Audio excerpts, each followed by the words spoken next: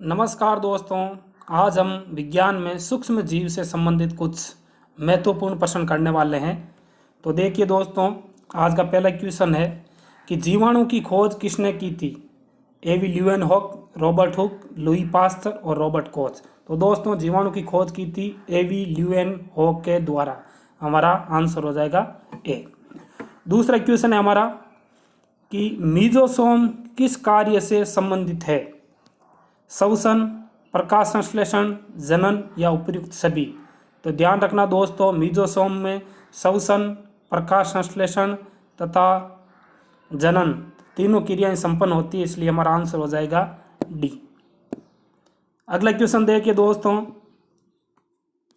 Rhizobium सहजीव के रूप में पादप से ग्रहण करता है प्रोटीन, एमिनो अम्ल, कार्बोहाइड्रेट या वसा।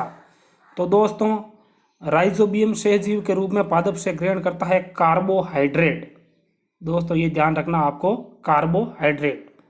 अगला क्वेश्चन देखिए दोस्तों, अमोनी कारक जीवाणु एमिनो अम्ल को किस रूप में परिवर्तित करते हैं? अमोनिया, नाइट्रोजन, नाइट्रेट या प्रोटीन। तो दोस्तों इसका आंसर हो जाएगा फर्स्ट, अमोनिया। अगला क्वेश्चन देखिए दोस्तों कि मृदा में नाइट्रोजन की कमी का कारण है। मृदा में नाइट्रोजन की कमी का कारण बताना है दोस्तों। एमिनोकरण, विनाइट्रीकरण, नाइट्रीकरण या इनमें से कोई नहीं। तो दोस्तों मृदा में नाइट्रोजन की कमी का कारण होता है विनाइट्रीकरण। विनाइट्रीकरण का मतलब होता है कि मृदा में नाइट्रोजन की कमी। अगला क्वेश्चन देखिए दोस्तों, माइक्रोकोकस का प्रयोग किस रूप में होता है? डेयरी उद्योग में, तंबाकू उद्योग में, चमड़ा उद्योग में, कृषि उद्योग में। तो ध्यान रखना दोस्तों, माइक्रोकोकस का उपयोग तंबाकू उद्योग में होता है। अगला क्वेश्चन देखिए, भोजन में आविष उत्पन्न करता है क्लास्ट्रीडियम, विब्रियो कोलेरी, साइजिला या साल्मोनेला। तो दोस्तों इसका राइट आंसर हो जाएगा क्लास्ट्रीडियम। भोजन में आविष उत्पन्न करता है क्लास्ट्रीडियम। अगला क्वेश्चन देखिए दोस्तों, टीएमवी का संचरण होता है स्पर्श द्वारा, कीटों द्वारा, यांत्रिक औजारों द्वारा या उपयुक्त सभी। तो इसका राइट आंसर हो जाएगा उपयुक्त सभी। अगला क्वेश्चन देखिए दोस्तों, खाद्य पदार्थ के रूप में प्रयुक्त होने वाला कवक है। खाद्य पदार्थ के रूप में प्रयुक्त होने वाली कवक कौन सी है? छत्रक, गुच्छी, लाइकोपर्डान या उपयुक्त सभी। तो दोस्तों ध्यान रखना, खाद्य पदार्थ के रूप में प्रयुक्त होने वाली कवक है तीनों ही है दोस्तों, छत्रक, गुच्छी और लाइकोपर्डान। राइट आंसर हो जाएगा डी। अगला देखिए दोस्तों, डबल रोटी बनाने में प्रयुक्त कवक है। डबल रोटी बनाने में प्रयुक्त कवक कौन सा है दोस्तों?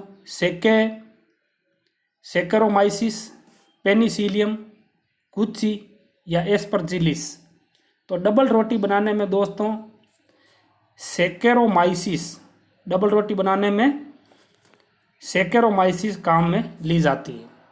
अगला क्वेश्चन देखिए दोस्तों, पादप हार्मोन जिब्रेलिन किस कवक से प्राप्त होता है? पादप हार्मोन जिब्रेलिन किस कवक से प्राप्त होता है? फ्यूजेरियम मोनिलोफार्मी, एस्परजिलिस, फ्यूजेरियम ऑक्सीपोरम या क्लेविसेप्स। तो दोस्तों इसका राइट आंसर हो जाएगा फर्स्ट, फ्यूजेरियम मोनिलीफार्मी। पादप हार्मोन जिब्रेलिन किस कवक से प्राप्त होता है? फ्यूजेरियम मोनिलीफार्मी।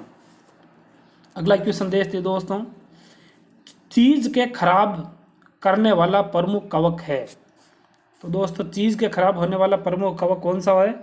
हमारा सीधा आंसर देख लीजिए, जियोट्राइकम। जियोट्राइकम इसका राइट आंसर हो जाएगा।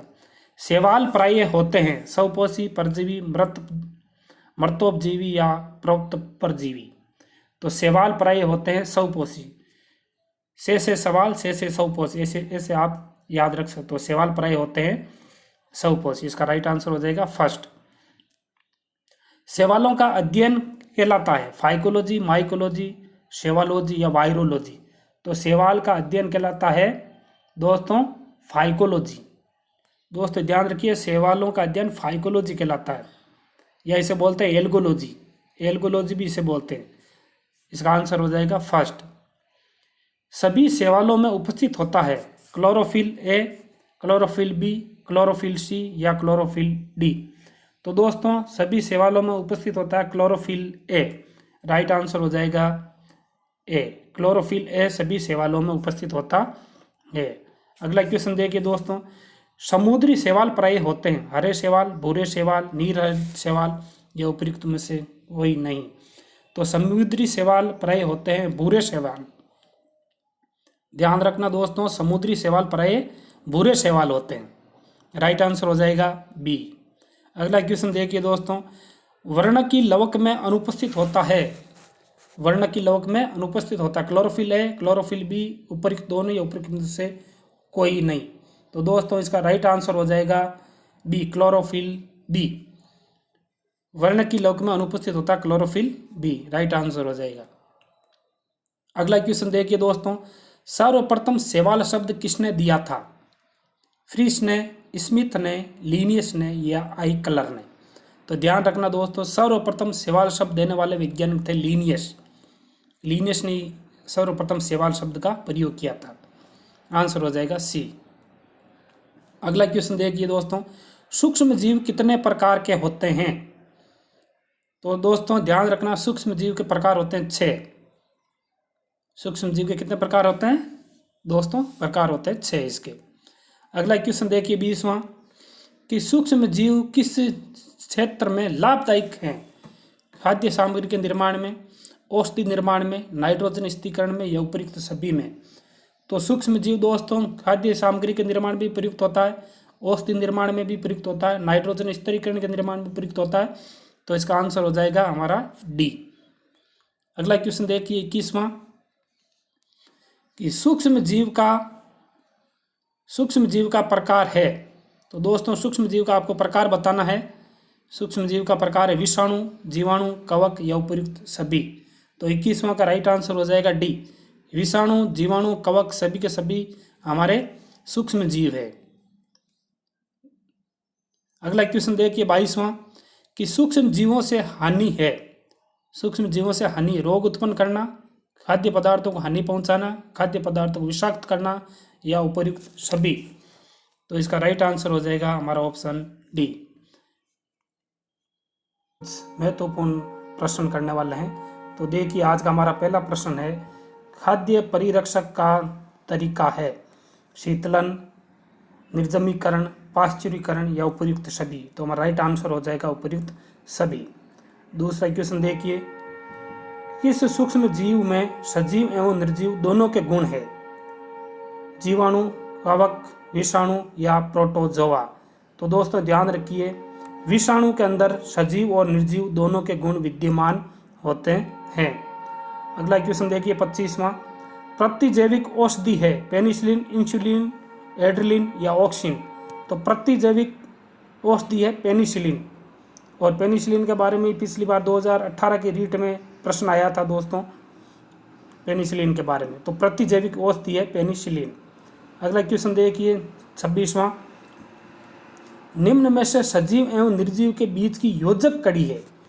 निम्न में से सजीव और निर्जीव के बीच की योजक कड़ी है विषाणु, कवक, शैवाल या जीवाणु? तो इसका राइट आंसर हो जाएगा ए, विषाणु। 27वां क्वेश्चन देखिए दोस्तों, जीवाणुओं को सर्वप्रथम किसने देखा व चित्रित किया? तो जीवाणु को सबसे पहले दोस्तों देखने वाले वैज्ञानिक थे ल्यूवेनहॉक। ल्यूवेनहॉक ने ही सबसे पहले जीवाणु को देखा था। अगला क्वेश्चन देखिए दोस्तों 28वां, कि निम्नलिखित में से कौन सा जीवाणु रोग नहीं है? प्लेग, दाद, मियादी बुखार या हैजा? रोग नहीं है बताना दोस्तों।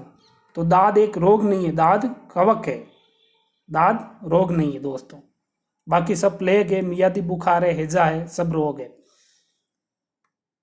अगला क्वेश्चन देखिए, सबसे छोटा जीवाणु है स्पाइरिला, कोकाई, विब्रियो या बेसिली? तो सबसे छोटा जीवाणु है कोकाई। ध्यान रखना दोस्तों, सबसे छोटा जीवाणु। अगला देखिए 30 नंबर, डेयरी के दूध व पादप उत्पादों का किण्वन करने वाले जीवाणु है। तो डेयरी के दूध व पादप उत्पादों का किण्वन करने वाले जीवाणु का नाम बताइए दोस्तों। लैक्टोबैसिलस। राइट आंसर हो जाएगा बी। अगला देखिए 31 नंबर आंसर, 31 नंबर क्वेश्चन देखिए, कौन सा जीवाणु मानव आंत्र में सदैव पाया जाता है? तो दोस्तों 31वां का राइट आंसर हो जाएगा एस्चेरिचिया कोलाई। एस्चेरिचिया कोलाई मानव आंत्र में पाया जाने वाला जीवाणु है। 32वां क्वेश्चन देखिए दोस्तों, कौन सा रोग जीवाणु द्वारा होता है? चेचक, मिजल्स, रेबीज या तपेदिक? तो 32वां का राइट आंसर हो जाएगा दोस्तों डी, तपेदिक जीवाणु से होने वाला रोग है। 33 नंबर क्वेश्चन देखिए दोस्तों, भूमि में वायु की नाइट्रोजन का स्थिरीकरण करने वाला जीव है। तो भूमि में वायु की नाइट्रोजन का स्थिरीकरण करने वाले जीव का नाम है जीवाणु। राइट आंसर हो जाएगा सी। अगला क्वेश्चन देखिए, नाइट्रोजन स्थिरीकरण जीवाणु युक्त ग्रंथियां पाई जाती है, गेहूं, कपास, सरसों, चना? तो इसका राइट आंसर हो जाएगा डी, चना। 35वां देखिए, निम्न में से सर्वाधिक संख्या किसकी होती है? जीवाणु की, कीटों की, कवकों की या शैवालों की? तो इसका राइट आंसर हो जाएगा ए, जीवाणु की सर्वाधिक संख्या होती है। अगला क्वेश्चन देखिए, नाइट्रिकारी जीवाणु परिवर्तित होते हैं। नाइट्रिकारी जीवाणु परिवर्तित होते हैं नाइट्रोजन को नाइट्रेट में। नाइट्रिकारी जीवाणु नाइट्रोजन को नाइट्रेट में परिवर्तित करते हैं। राइट आंसर हो जाएगा हमारा सी। अगला क्वेश्चन देखिए, नाइट्रिकारी जीवाणु होते हैं परजीवी, मृतोपजीवी, रसायन संश्लेषणी या स्वपोषी? तो दोस्तों इसका राइट आंसर हो जाएगा सी, रसायन संश्लेषणी नाइट्रिकारी जीवाणु होते हैं। अगला क्वेश्चन देखिए, निम्न में से जीवाणु जनित रोग है रेबीज, चेचक, क्षय रोग या खसरा? जीवाणु जनित रोग बताना है। तो क्षय रोग जीवाणु जनित रोग है।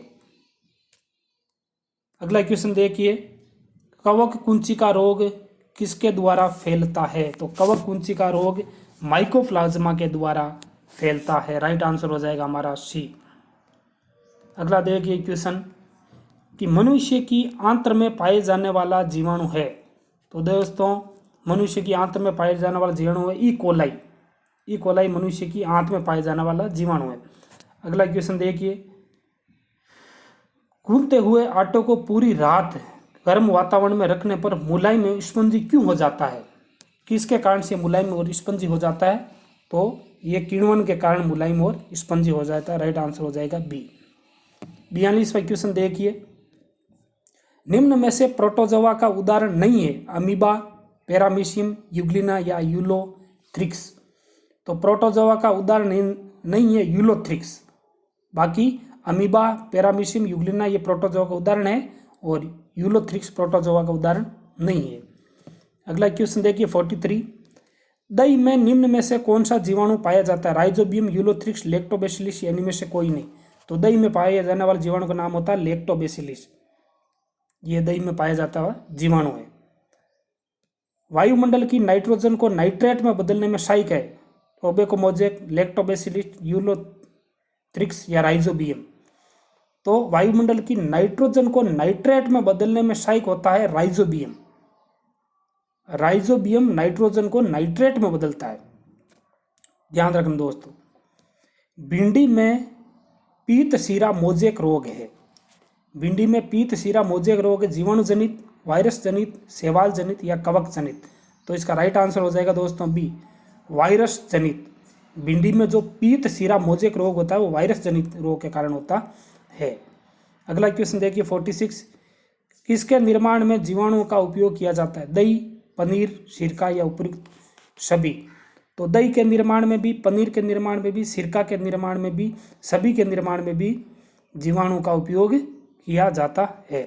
अगला क्वेश्चन देखिए 47, खमीर उठाने के लिए यीस्ट का उपयोग किया जाता है, जलेबी में, डबल रोटी में, ए वे बी दोनों, इनमें से कोई नहीं? तो 47 का राइट आंसर हो जाएगा सी, जलेबी में और डबल रोटी में दोनों में इसका उपयोग किया जाता है। 48 देखिए, क्लोरेला निर्मित खाद्य सामग्री का उपयोग क्या बनाने में किया जाता है? क्लोरेला निर्मित खाद्य सामग्री का उपयोग क्या बनाने में किया जाता है? डबल रोटी, आइसक्रीम, जलेबी या उपयुक्त सभी? तो ध्यान रखना दोस्तों, आइसक्रीम बनाने में क्लोरेला का उपयोग किया जाता है। राइट आंसर हो जाएगा हमारा ए। अगला क्वेश्चन देखिए 49, इस पौधे की जड़ों में राइजोबियम जीवाणु पाए जाते हैं। किस पौधे की जड़ों में राइजोबियम जीवाणु पाए जाते हैं? मटर, मूंग, चना या ए व बी दोनों। तो इसका राइट आंसर हो जाएगा दोस्तों डी, ए व बी दोनों। मटर और मूंग में राइजोबियम जीवाणु पाए जाते हैं, जबकि चना में राइजोबियम जीवाणु नहीं पाया जाता है। अगला क्वेश्चन देखिए 50। जेंथोमोनास कैम्पेस्टिस नामक सूक्ष्म जीव का उपयोग क्या बनाने में किया जाता है? टूथपेस्ट बनाने में, औषधि बनाने में, ए वे विधि दोनों बनाने में, या इनमें से कोई नहीं।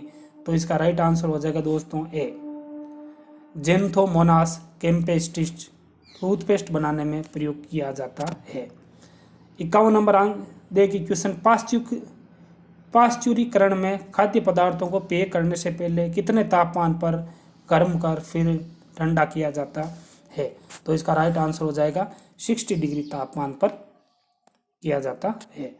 52 देखिए दोस्तों, विषाणु का उदाहरण है HIV, EMV, AVB दोनों, इनमें से कोई नहीं। तो विषाणु का उदाहरण है HIV भी इसका उदाहरण है और TMV भी विषाणु का उदाहरण है। हमारा राइट आंसर हो जाएगा सी। अगला क्वेश्चन देखिए 53। किस सूक्ष्म जीव से बैंगन का लघुपर्ण नामक रोग हो जाता है? तो इसका राइट आंसर हो जाएगा माइकोप्लाज्मा। माइकोप्लाज्मा सूक्ष्म जीव से बैंगन का लघुपर्ण नामक रोग हो जाता है। इसका राइट आंसर हो जाएगा ए। अगला क्वेश्चन देखिए 54। तिल को फिलोडी नामक रोग किससे होता है? जीवाणु से, कवक से, माइकोप्लाज्मा से या विषाणु से? तो इसका राइट आंसर हो जाएगा सी, तिल को फिलोडी नामक रोग माइकोप्लाज्मा के कारण होता है। अगला क्वेश्चन देखिए दोस्तों 55 कि जीवाणु का उदाहरण है ई कोलाई, लैक्टोबैसिलिस, एवेबी दोनों, या इनमें से कोई नहीं। तो जीवाणु का उदाहरण होता है ई कोलाई और लैक्टोबिस, दोनों ही जीवाणु के उदाहरण है। और ई कोलाई है ये मनुष्य की आंत में पाए जाने वाला जीवाणु, और लैक्टोबैसिलिस ये दूध से दही बनाने में प्रयुक्त होता है, लैक्टोबैसिलिस। तो राइट आंसर हो जाएगा हमारा सी, ए व बी दोनों। अगला क्वेश्चन देखिए 56 कि मलेरिया रोग किससे जनित होता है? प्रोटोजोआ से, कवक से, जीवाणु से या माइकोप्लाज्मा से? तो इसका राइट आंसर हो जाएगा मलेरिया। प्रोटोजोआ जनित रोग होता है मलेरिया। जैसे मलेरिया है, पायरिया है, ये प्रोटोजोआ जनित रोग होते हैं। तो अगला क्वेश्चन देखिए 57। प्रकृति में निर्जीव की तरह रहते हैं विषाणु, जीवाणु, कवक या शैवाल? विषाणु, जीवाणु, कवक या शैवाल? तो विषाणु प्रकृति में निर्जीव की तरह रहते हैं, विषाणु। राइट आंसर हो जाएगा हमारा ए, विषाणु। अगला क्वेश्चन देखिए दोस्तों 58। किसकी उपस्थिति के कारण तालाबों, नदियों आदि का पानी हरा दिखाई देता है? जीवाणु, विषाणु, कवक या शैवाल? तो इसका राइट आंसर हो जाएगा दोस्तों डी, शैवाल। शैवाल के कारण तालाबों में या नदियों के आसपास पानी का रंग हरा दिखाई देता है। राइट आंसर हो जाएगा डी। अगला क्वेश्चन देखिए दोस्तों 59। एक कोशिकीय से बहुकोशिकीय सरल संरचना वाले पादप है? विषाणु, जीवाणु, शैवाल या कवक? तो राइट आंसर हो जाएगा सी, शैवाल। अगला क्वेश्चन देखिए 60। मांस, अचार, जैम, जेली और सब्जियों के परिरक्षण में किसका उपयोग किया जाता है? नमक का, शक्कर का, तेल व सिरके का और उपर्युक्त सभी का? तो 60वां का राइट आंसर हो जाएगा हमारा डी, उपर्युक्त सभी का। 61 देखिए दोस्तों, कौन सा रोग वायरस के कारण होता है? टाइफाइड, हैजा, डिप्थीरिया या चेचक? तो दोस्तों इसका राइट आंसर हो जाएगा चेचक। 62 नंबर देखिए, वायरस होते हैं एक कोशिकीय, द्विकोशिकीय, एक कोशिकीय या निर्जीव कण? तो दोस्तों वायरस होते हैं निर्जीव कण होते हैं वायरस। इसका आंसर हो जाएगा डी। अगला क्वेश्चन देखिए दोस्तों 63। TMV एक है जीवाणु, कवक, वायरस या प्रोटोजोआ? तो TMV एक वायरस है दोस्तों, ध्यान रखना TMV एक वायरस है। 64 नंबर देखिए दोस्तों, प्रथम वायरस की खोज किसने की? इवानोव्स्की, ल्यूवेनहॉक, मुलर और जॉनसन? तो 64 का राइट आंसर हो जाएगा इवानोव्स्की ने प्रथम वायरस की खोज की थी। अगला क्वेश्चन देखिए दोस्तों 65 कि वायरसों के प्रोटीन खोल को कहते हैं कैप्सिड, विरियन, विरियोइड या प्लाज्मोला। तो दोस्तों इसका राइट आंसर हो जाएगा विरियन। वायरसों के प्रोटीन खोल को कहा जाता है विरियन। राइट आंसर हो जाएगा हमारा बी। अगला क्वेश्चन देखिए दोस्तों 66 नंबर, अमोनियम कार्बोनेट का नाइट्रस अम्ल में ऑक्सीकरण होता है नाइट्रोसोमोनास से, नाइट्रोबैक्टर से, क्लोस्ट्रीडियम से, राइजोबियम से। तो 66 का राइट आंसर हो जाएगा दोस्तों ए नाइट्रोसोमोनास से। अगला क्वेश्चन देखिए 67, भोजन में आविष उत्पन्न करता है क्लास्ट्रीडियम, विब्रियो कोलेरी, साइजिलिया या साल्मोनेला। तो दोस्तों इसका राइट आंसर हो जाएगा क्लास्ट्रीडियम। भोजन में आविष उत्पन्न करता है क्लास्ट्रीडियम। 68 नंबर क्वेश्चन देखिए, बैक्टीरिया को सर्वप्रथम खोजने वाले थे। तो बैक्टीरिया की सर्वप्रथम खोज करने वाले वैज्ञानिक थे एवी ल्यूएनहॉक। तो दोस्तों आज हमने ये सूक्ष्म जीव से संबंधित कुछ महत्वपूर्ण प्रश्न किए। अगर आपको अच्छे लगे तो चैनल को कृपया लाइक करें, शेयर करें और सब्सक्राइब करें। धन्यवाद।